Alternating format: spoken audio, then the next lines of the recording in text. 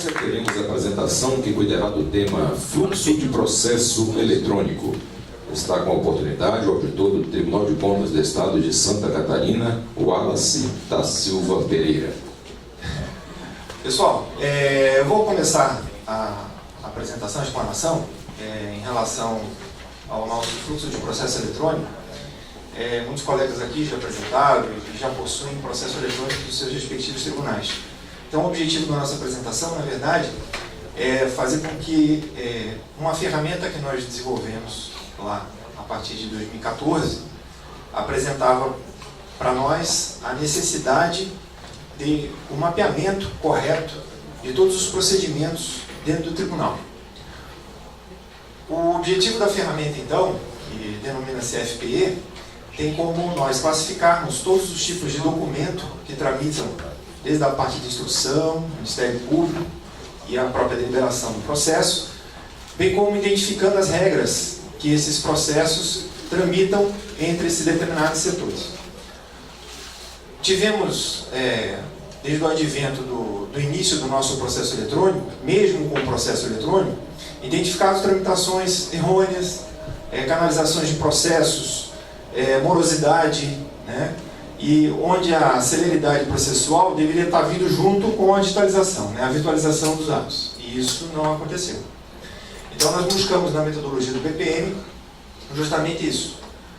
De que maneira que nós poderíamos entregar com velocidade, de que maneira que nós poderíamos entregar para o nosso usuário um processo eletrônico mais ágil. Para isso houve o esforço, então, do mapeamento desses processos. Não é uma tarefa muito tranquila, né? O Tribunal de Contas de Santa Catarina, em 2008, teve, juntamente com a FGV, fazendo esse mapeamento dos processos, e de 2008 a 2011, esses mapeamentos, então, estavam estáticos. Então, quando iniciamos o processo eletrônico, identificamos a necessidade da automação desses processos.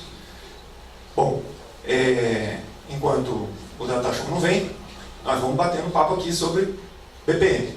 Eu sou um dos apaixonados dentro do Tribunal de Contas de Santa Catarina da metodologia. Ela realmente dá um retorno muito benéfico, principalmente para quem já utiliza o processo eletrônico nas suas casas, com o objetivo de identificar rastreabilidade, questões como, por exemplo, camada de visualização. Hoje, a parte de TI acaba tendo que desenvolver muitos artefatos para demonstrar uma determinada situação processual para um determinado setor do tribunal. E isso fica muito transparente no momento que você busca a utilização de alguma ferramenta para ajudar a visualização desses processos. Dentre as questões que nós teríamos como expor para os senhores, é justamente a classificação de documentos. Então, a tipificação de documentos hoje, dentro do tribunal, nós tínhamos uma tabela completamente desnormalizada em relação a tipos de documentos. Quando a gente fala sobre tipos de documento, eu estou falando sobre a questão dos relatórios de instrução, né, das decisões singulares e toda a parte de cientificação jurisdicionada. Informações que nós encaminhávamos ao jurisdicionado. E essa desnormalização que tinha possibilitava, então, um determinado setor do tribunal se comunicar com outro setor com uma determinada informação e um outro setor enviando para o mesmo outro setor com uma informação diferente, porém com teor igual. E isso faz com que nós identificamos alguns ruídos nessa informação. E aí a celeridade processual, mais uma vez colocada, que deveria ter vindo com o advento do processo eletrônico, não acontecia. Outra, no momento que a gente virtualizou, então, desmaterializou o processo, automaticamente nós tínhamos a necessidade de tirar da mesa do servidor um processo físico, mas em contrapartida demonstrar para o servidor a quantidade de processos que ele tinha. E isso ia também no viés da questão da colaboração. Então, muitos modelos de colaboração no tocante à informação, e agora a gente está falando um pouquinho de gestão de conhecimento, tinha a necessidade de eu saber o que adjacente a mim, o setor, tinha para fazer. Então, as atividades que são adjacentes ao meu setor, que eram obrigatórias a serem executadas e que estavam dependendo da minha atividade. Então, nisso nós juntamos os regramentos necessários para trafegar o processo eletrônico. Nós tínhamos, então, a questão da tipificação dos modelos, a tipificação dos documentos, os mesmos teores, e também nós tínhamos a necessidade de disponibilizar de forma colaborativa essas informações em torno do próprio tribunal. Bom, somando tudo isso, nós tínhamos também como resultado final, e não só esse, mas a questão dos indicadores. No momento que nós tínhamos condições de tipificar corretamente os documentos, identificar quais eram as atividades que determinados setores vão executar, nós conseguimos então começar a criar os PKIs, que são os nossos indicadores dentro do BPM. E isso nos facilitou muito, porque muitas áreas justamente buscam qual é a minha produção, o que falta para a minha produção, a previsibilidade da minha produção. Quantas, os colegas aqui também colocaram, né? A questão das decisões já mapeadas, né? Das decisões já indicadas. Quais as decisões que afetam um determinado tipo de relatório técnico. Então, esses cruzamentos de informações só foram possíveis no momento que a gente começou a fazer esse mapeamento. E outra coisa que veio como subproduto, e que muito nos agradou, foi justamente a questão do conhecimento de trilhas, né, dos ritos processuais. Muitos colegas servidores que trabalhavam em determinada etapa do processo, às vezes só conheciam aquela etapa do processo, não sabiam o todo.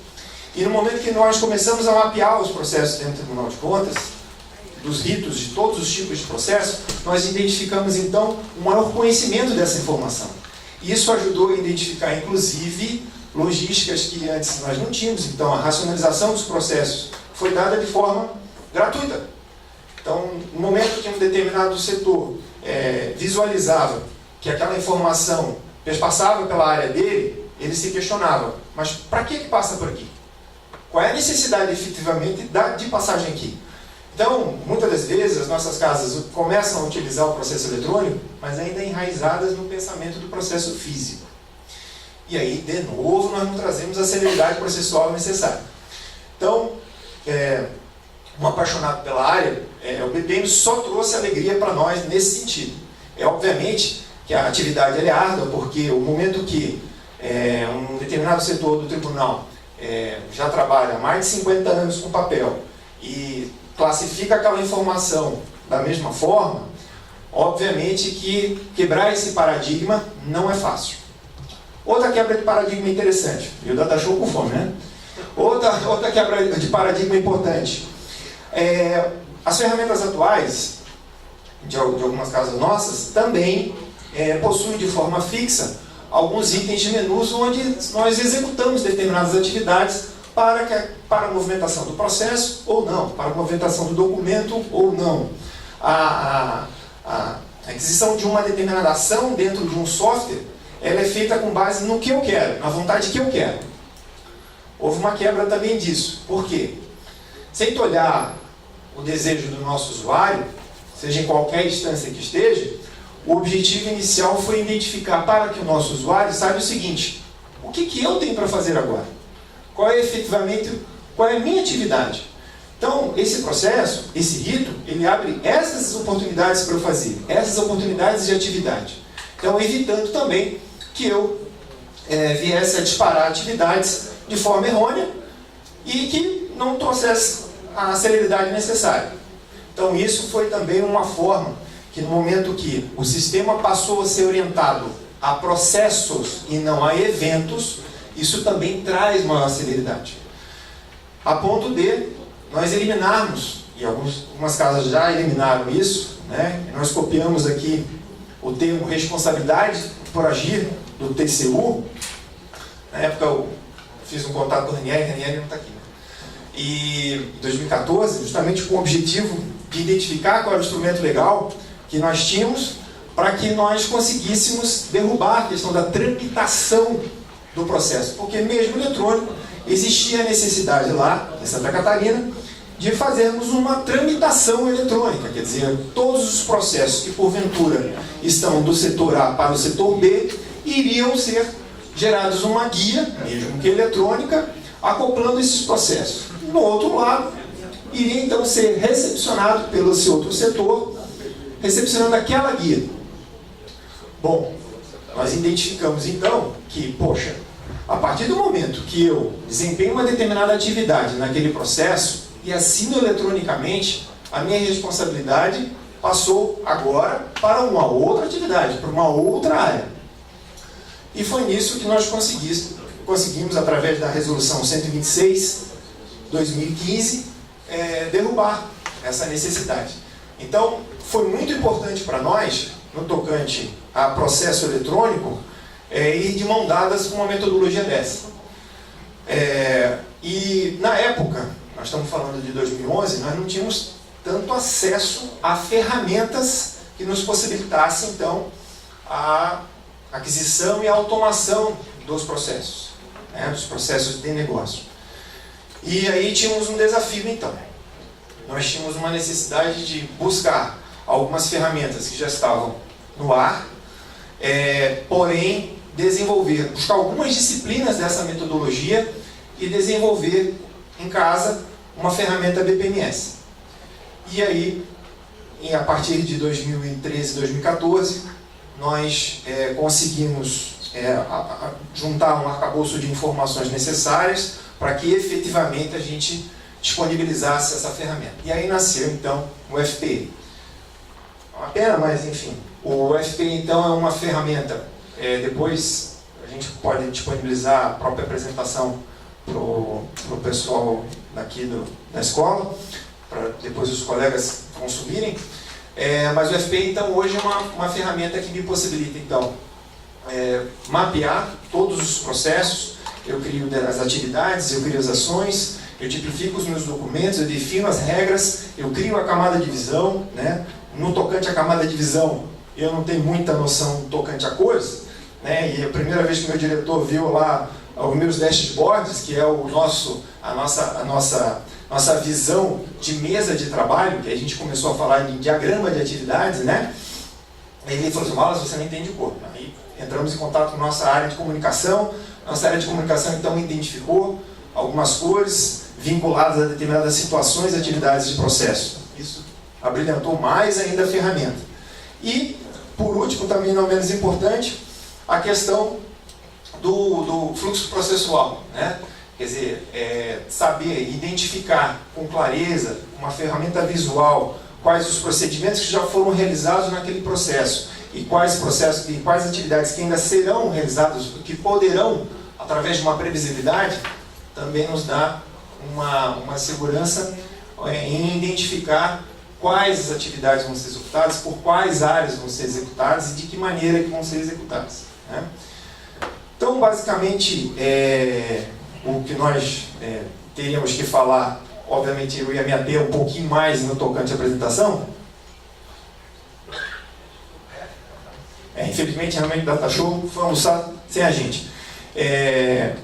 E aí eu fico, obviamente, à disposição dos colegas, né, lá no Tribunal de Contas de Santa Catarina. Eu vou deixar para os colegas daqui as informações necessárias, né, para vocês fazerem contato e consumirem a palestra. Tá bom? Boa tarde a todos, então.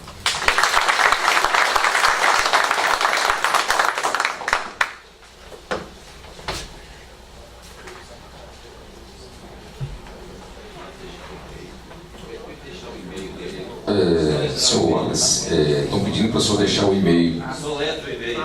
Soletra, Obrigado, presidente. WALLA C de cachorro e de elefante, Wallace @tce.sc.gov.br .sc santacatarina.gov.br. Eu repasso, com certeza, para os colegas aí essa apresentação. Mais uma vez, obrigado. Nossos agradecimentos ao palestrante, senhor Wallace Pereira. Senhor presidente do INPE convida o conselheiro Irani de Carvalho Júnior, do TCM de Goiás, para fazer entrega do certificado ao palestrante.